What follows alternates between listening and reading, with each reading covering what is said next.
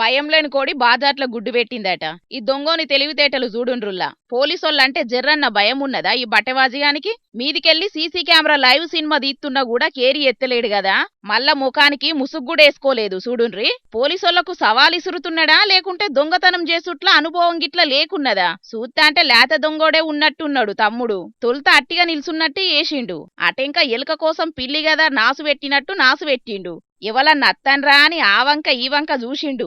గంతే scooty handle లాకేసిండేటాళ్లకు Iguram కొద్దీ దాని మెడలు ఇరిసిండు. చాల్ చేసి జాల్ లేకుంటా పోయిండు. అనంతపురం పట్నం శివారులున్న కళ్యాణదుర్గం రోడ్డు కాడనట గిది. ఈ నడుమ ఇంటి ముంగట పెట్టిన బండ్లను కమాయించుడు బగ్గ వెరిగిందట పట్నంలా. ఇక ఈడెవడో గాని పోలీసులకు సవాల్ ఇసిరిండు. గీ తీరుగా సీసీ కెమెరా ముగ్గట్నే స్కూటీ దొంగతనం చేసి శ్రీనివాసులు అనేటాయనదట గాబండి. తెల్లారి ముచ్చట తెలిసి పోలీసుల్లో కంప్లైంట్ చేసిండు. సీసీ కెమెరాల దొంగోని సినిమా మొత్తం చూసి వాణ్ణి పట్టుకునే పనిలున్నారట ఇప్పుడు పోలీసోళ్ళు.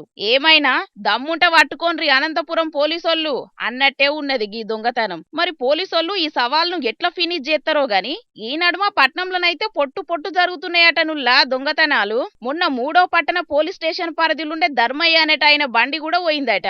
మరి ఇప్పుడు జరిగిన గీ దొంగతనం తోటైనా కాకీలు కనిపించని 4వ సింహాన్ని బయట పెడతారేమో చూడాలిగా.